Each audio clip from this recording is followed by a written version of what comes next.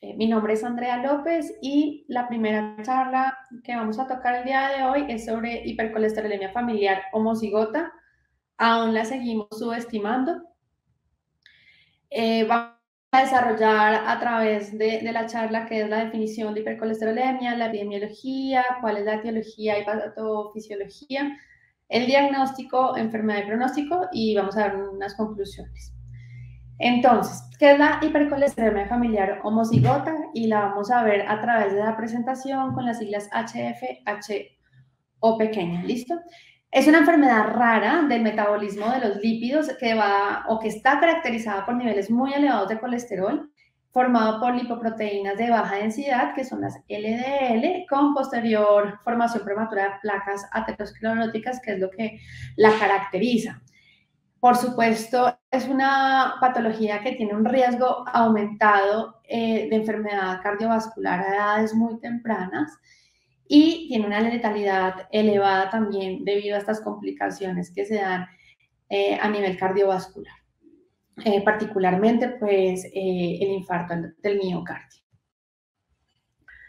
La hipercolesterolemia familiar mundialmente afecta entre 1 a 300.000 a 1 millón de personas de la población general.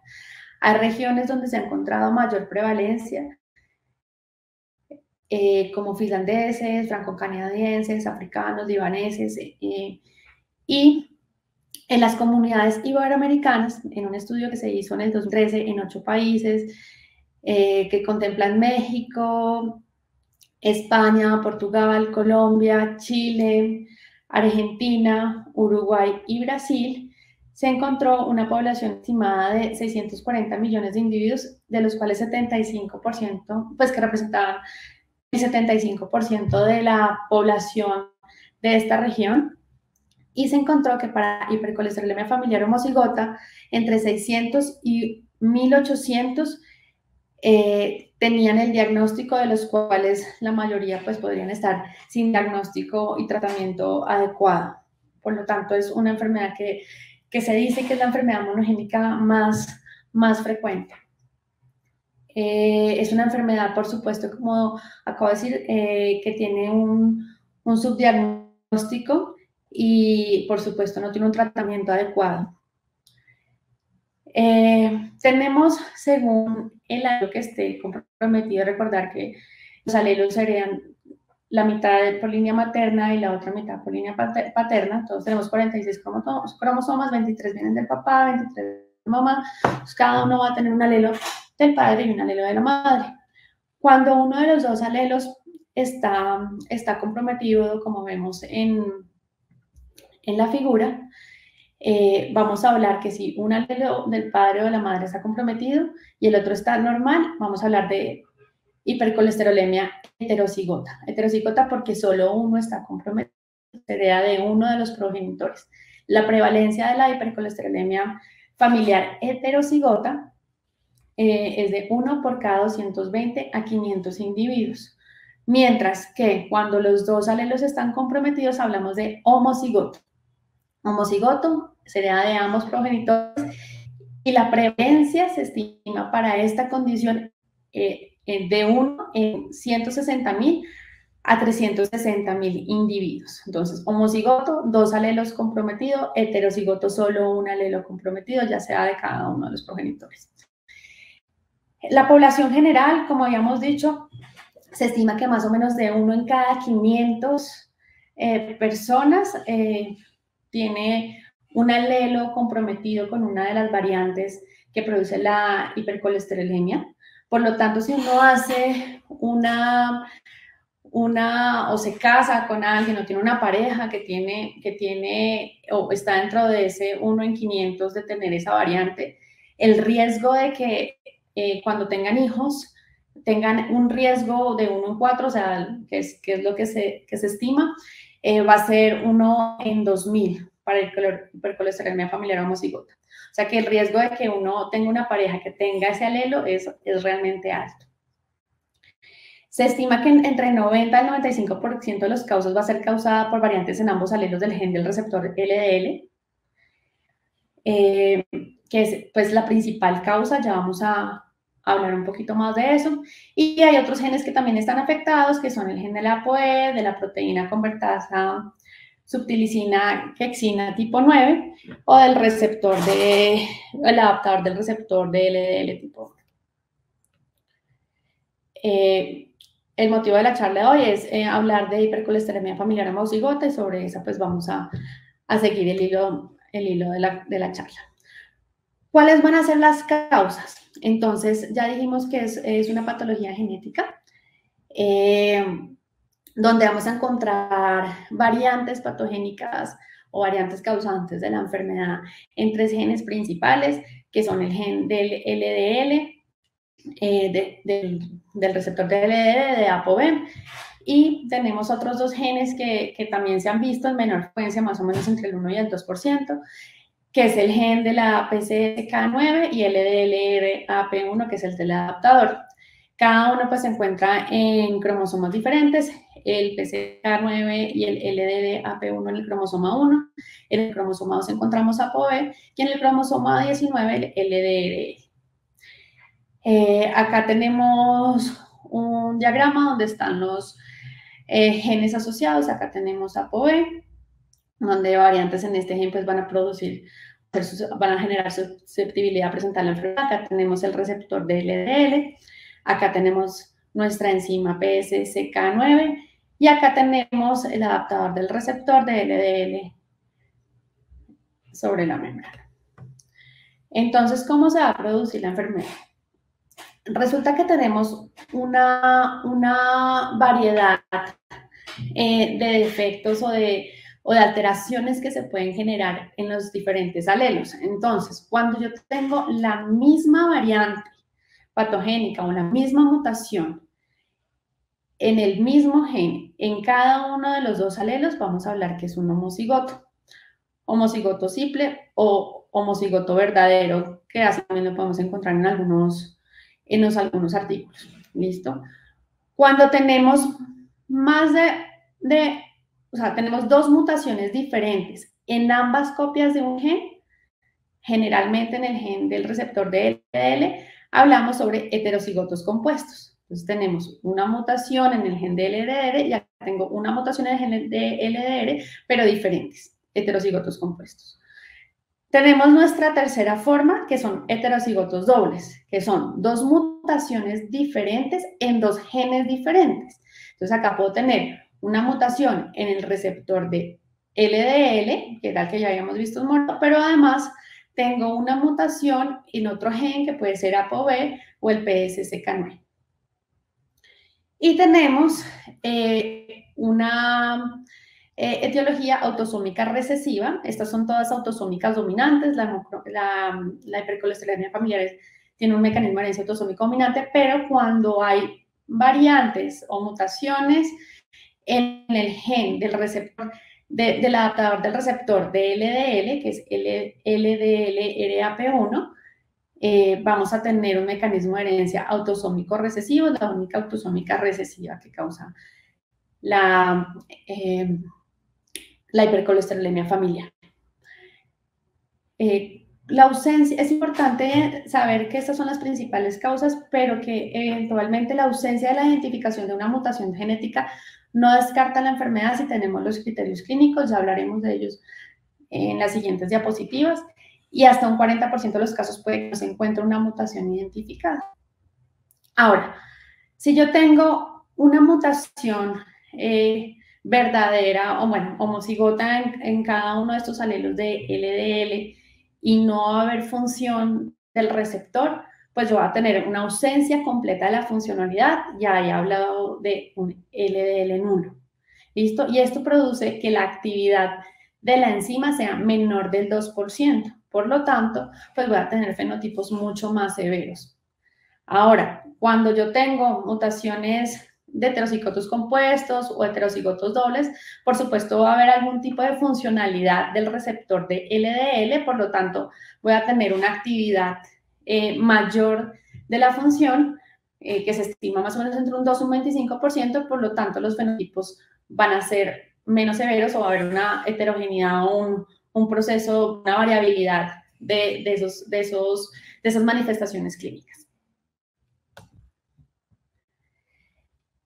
Entonces, acá les voy a hablar sobre las formas genéticas de la herencia. Acá tenemos el padre o la madre y la madre, donde cada uno va a tener una copia del gen afectado. Acá, como les decía, la mayoría de las causas son por mutaciones o variantes patogénicas en el gen del LDLR, donde pues acá este paciente va a tener una función menor o igual del 50%, y acá igual la madre, donde por supuesto van a presentar síntomas de alteraciones. Cada uno va a aportar un alelo, donde las posibilidades es que cada uno aporte un alelo sano y tenga un hijo sano, porque heredan sus 2 alelos sanos de cada uno de los padres, tenga uno de los hijos herede un alelo comprometido del padre, un alelo que esté normal de la madre, entonces voy a tener un hijo que está afectado, pero es heterocigoto. Esto es igual pues para cada uno de los sexos, para masculino o femenino.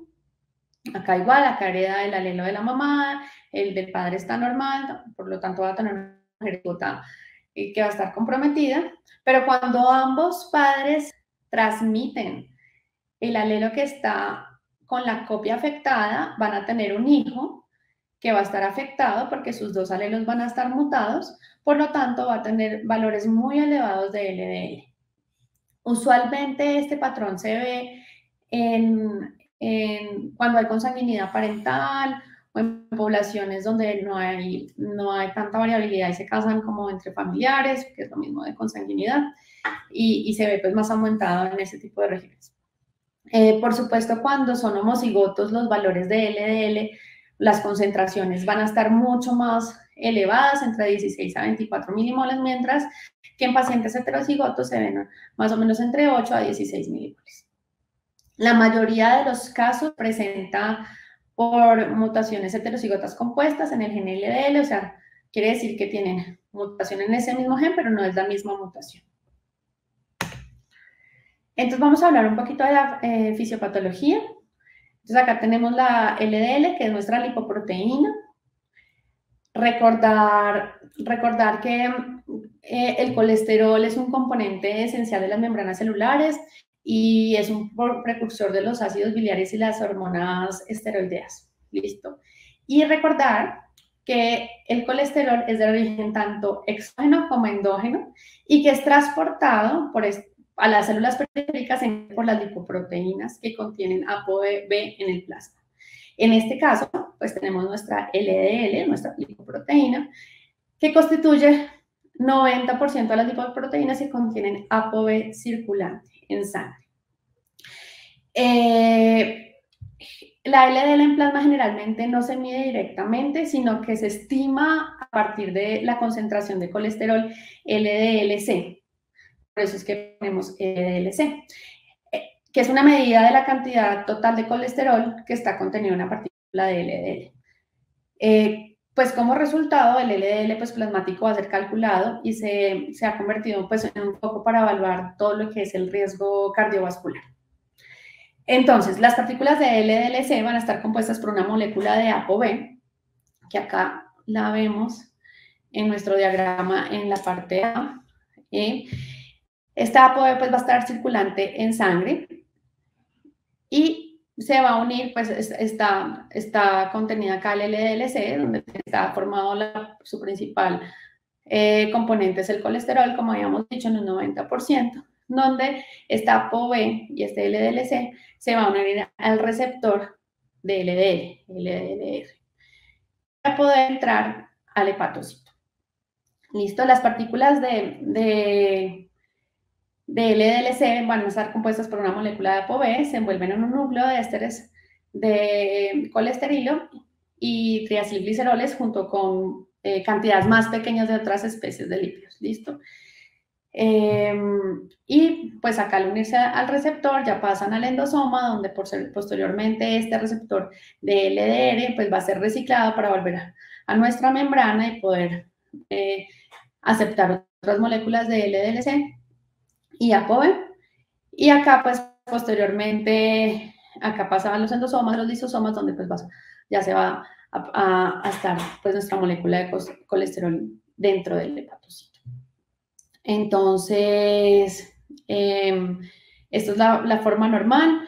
Va a incorporar colesterol al hepatocito, regulando los niveles intra y extracelulares de este lipio.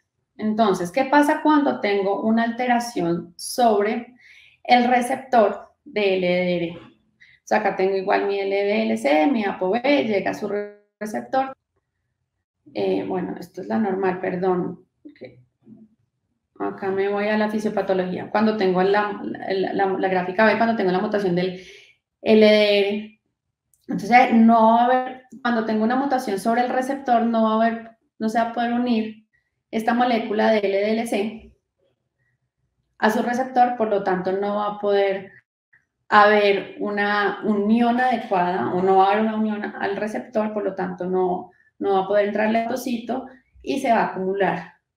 Y posteriormente va a formar pues lo que son las placas ateroscleróticas. Este gen es el gen más estudiado para esta patología, es el gen donde se han reportado un mayor número de variantes o de mutaciones. Actualmente se han identificado 3.836 variantes diferentes, de las cuales 90% se han descrito como patogénicas. Hay regiones mucho más frecuentes donde se encuentra mayor número de mutaciones, como el exon 4, que es la principal región donde se encuentran este tipo de alteraciones. Es un gen que se encuentra en el cromosoma 19, en el brazo corto, tiene 45 kilobases, y pues tiene 5 dominios distintos que van a formar el receptor de LDL en la superficie celular. ¿Listo? ¿Qué me produce esta patología cuando yo tengo variantes en este gen? Pues hay una pérdida de función del receptor, y usualmente cuando son homocigotos puros para la misma mutación, pues no va a haber una adecuada, o sea, no va a haber una producción, va a haber una función menor del 2%, por lo tanto, pues van a estar los niveles de colesterol muy elevados.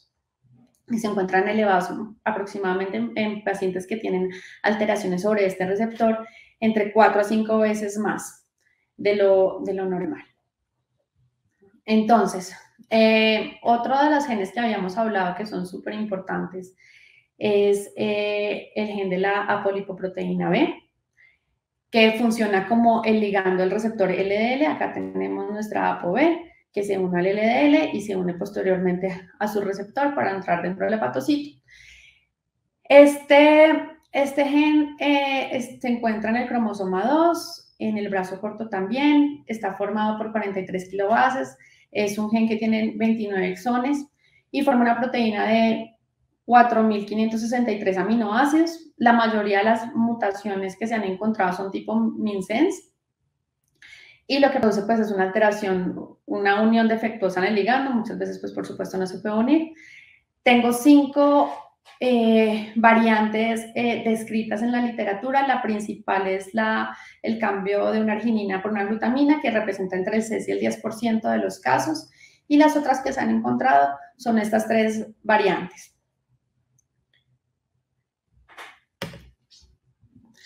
Entonces, nuestro tercer gen que está implicado dentro de la fisiopatología de la hipercolesterolemia es el gen de la PSCK9. Es un gen que se encuentra en el cromosoma 1, en la banda 34.1. También tengo 5 variantes que están clínicamente ya reconocidas, asociadas.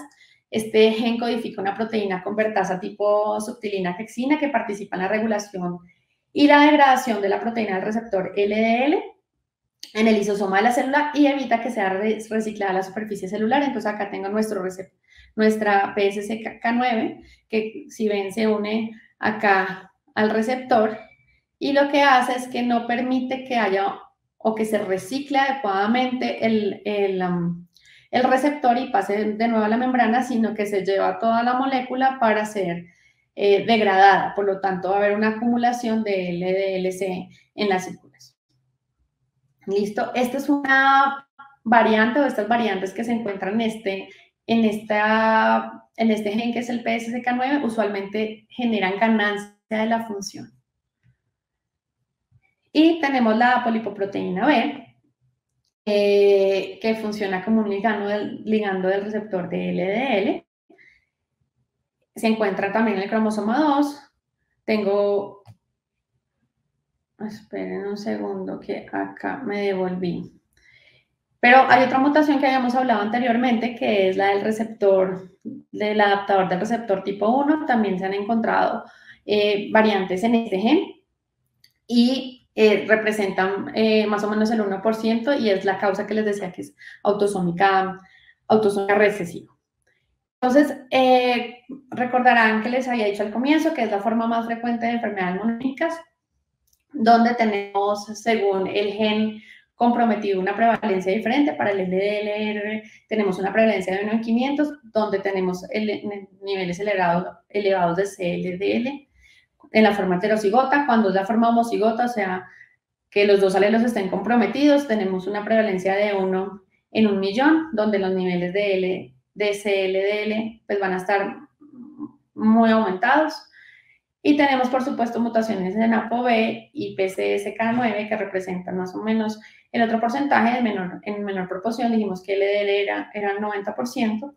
Para ApoB se estima una prevalencia de 1 en 1.000, donde los niveles del colesterol, por supuesto, de LDL van a estar aumentados, pero no tan severamente como las formas homocigotas del receptor de LDL.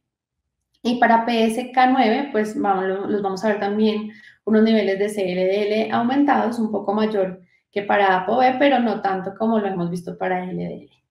Y tenemos nuestra forma autosómica recesiva, que es LDLRAP1, que fue la última que hablamos, donde la prevalencia es de 1 en 5 millones, donde por supuesto también voy a tener niveles elevados de CLDL. ¿Cuáles son las manifestaciones clínicas principales que se ven en estos pacientes? Entonces, los niveles de colesterol LDL van a estar aumentados incluso desde el momento del nacimiento, se pueden ver. Aproximadamente, si no hay tratamiento, por supuesto, a los 4 años ya vamos a ver la aparición de santomas cutáneos. Acá principalmente se van a ver en regiones en el talón. Ya hacia los 10 años, ya la mayoría de los pacientes van a tener santomas cutáneos y además se va a ver una hipercolesterolemia pues marcada y en algunos pacientes ya podemos ver arco corneal. Y hacia los 30 años, si no hay un manejo adecuado, pues ya van a llegar estos pacientes a la muerte y por supuesto por alteraciones principalmente dadas a nivel cardiovascular por la formación de placas ateroscleróticas.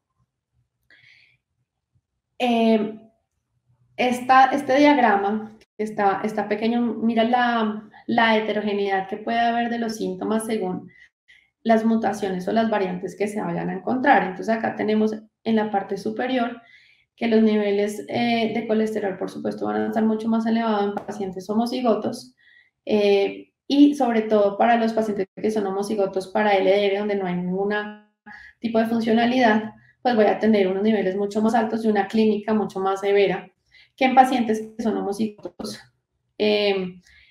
compuestos para el receptor del LDL o pues básicamente los fenotipos pues van a variar según el porcentaje de LDL, del receptor de LDL o de variantes de LDL que esté funcionando.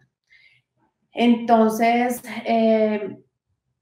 independiente del efecto genético subyacente, la gravedad del fenotipo pues va a estar determinada realmente por la actividad residual del receptor de LDL que está pues correlacionado con el tipo de variante que se encuentra en los pacientes. Entonces, como les decía, los principales síntomas pues son los antelasmas. Acá tenemos en la imagen A los antelasmas oculares, acá tenemos en la imagen B el arco corneal en una niña de 5 años. Dijimos que ya a los 10 años ya la mayoría pues podrían tener el síntoma. En el tipo C tenemos acá los santomas en el tendón extensor. En la gráfica D tenemos acá los santomas en el tendón de Aquiles. Acá tenemos otros santomas que se dan a nivel de los glúteos, acá a nivel de los codos. Acá tenemos, por supuesto, santomas mucho más severos, tuberosos en manos. Y acá tenemos una disección post-mortem de la región de la válvula aórtica de una niña de 5 años. Entonces, realmente estos niveles de colesterol pues, van a producir síntomas y alteraciones desde el nacimiento, porque se va a ir formando estas placas aterosclerosis antes de los 20 años. Y lo que les decía, generalmente ellos no van a sobrevivir después de los 30 años si no hay un tratamiento y unas recomendaciones adecuadas. Por lo tanto, pues tenemos unos criterios diagnósticos que han establecidos. Entonces tenemos una revisión del Lancet del 2020, donde los valores establecidos para LDL que me establecen un criterio de diagnóstico son un LDL mayor de 300 miligramos por decilitro bajo tratamiento, pero si no hay tratamiento, estos valores deberían ser mayores de 400 miligramos por decilitro. Hay que excluir causas secundarias siempre, como síndromes nefróticos, cirrosis biliar primaria, hipotiroidismo no tratado, anorexia o alteraciones por medicamentos. La clínica, los antomas o santelasmas se van a ver, es una de las características principales. El arco corneal se puede ver en otras patologías, no es un criterio específico para la hipercolesterolemia, pero sí me ayuda y me da soporte al diagnóstico. Y usualmente, pues, además, pues se va a encontrar en la historia clínica antecedentes de hipercolesterolemia en la familia o de muerte súbita en familiares a edades tempranas. Hay que mirar, por supuesto, que haya enfermedad coronaria, infartos agudos al miocardio, estenosis aórtica o accidentes cerebrovasculares que también ayudan al soporte clínico. Y por supuesto, si hay un test genético donde se reporte la variante patogénica en los genes ya anteriormente descritos, pues por supuesto eso también hace que haya una confirmación del diagnóstico. Recordar que hay todavía un porcentaje de pacientes en los que no se encuentra, pero cumplen los criterios del colesterol elevado y de las características clínicas como los antomas. Si ambos padres son portadores de una de las variantes en estos genes de LDL o de ApoB o de PCSK9 o del receptor del LDL-RAP1, pues entonces también es un criterio que va a soportar el diagnóstico. Entonces, estas son las consideraciones clínicas que se establecieron por la Asociación Americana del Corazón. Tenemos unos criterios que estaban en el 2014 y que, como les dije, habían sido modificados también en el 2020, simplemente para dar un poquito más de valor. Recordar que el diagnóstico clínico pues siempre va a estar dado por los niveles altos de LDLC, donde para las formas homocigotas, pues se consideran sin tratamiento mayores de 400 miligramos por decilitro y con tratamiento entre 300 miligramos por decilitro. Recordar que si ambos padres tienen hipercolesterolemia y se ha identificado la variante en ellos, pues también es un criterio mayor para poder hacer el diagnóstico. Esto es básicamente lo mismo que ya les dije. Y según pues las variantes ya saben que el cuadro puede ser heterogéneo, pero usualmente son pacientes que desde recién nacidos ya uno puede ir haciendo un seguimiento, identificando. Ahora, si no es un tratamiento temprano, pues por supuesto voy a tener consecuencias mucho más severas. Ya dijimos que si no hay tratamiento, pues puede llegar la muerte antes de los 30. Esto es para las formas homocigotas, que es lo que hemos hablado.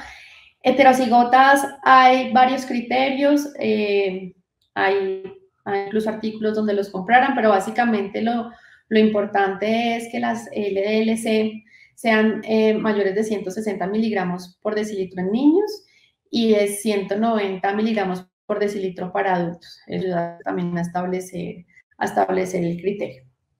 Y por supuesto, pues tener una historia familiar positiva en alguno de los familiares para variantes en los genes ya anteriormente descritos. Listo. Y usualmente los pacientes con historia de hipercolesterolemia secundaria a otras causas, pues hay que hacerle seguimiento, pero usualmente para los pacientes no se requiere test genético. Para las formas heterocigotas y para las homocigotas, lo ideal es poder hacer o contar con las pruebas genéticas. Entonces, ¿cuál va a ser la importancia del tamizaje? ¿Cuándo uno debería estar o solicitar los niveles de colesterol para poder hacer el diagnóstico? Entonces, ya dijimos que desde los 4 años ya podemos empezar a ver síntomas, o sea, desde el nacimiento ya hay niveles elevados de LDL, pero desde los 4 años ya incluso uno puede identificar alteraciones, ya sea como santomas y en algunos casos el arco corneal. Entonces, usualmente en pediatría o en los centros de atención primaria, pues se debería hacer como un seguimiento y una búsqueda de estos factores y una historia familiar adecuada. Entre los 9 y los 11 años, puede que no hayan, si no hay antecedentes familiares relevantes y no se encuentran como características físicas, está bien, pero eventualmente sí toca hacer seguimientos y hacer una historia clínica completa. Para los 2 y los 3 años, si uno hay historia familiar o hay antecedentes de muertes tempranas en la familia por eventos cerebrovasculares o por infartos agudos al miocardio, ya deberían tener estos chiquitos un tipo de prevención primaria o por lo menos de test de colesterol para poder estar, y LDL y un perfil lipídico completo, pues para poder establecer si hay un riesgo de hipercolesterolemia familiar. Cuando hay antecedentes, por supuesto, de historia familiar, como les decía, prematura, también a cualquier edad se puede hacer. Y si ya hay una mutación identificada en la familia, sobre todo en las formas homocigotas, de familiares en primer grado, ya sean hermanos o padres, pues sí se debería hacer el tamiz mucho más temprano.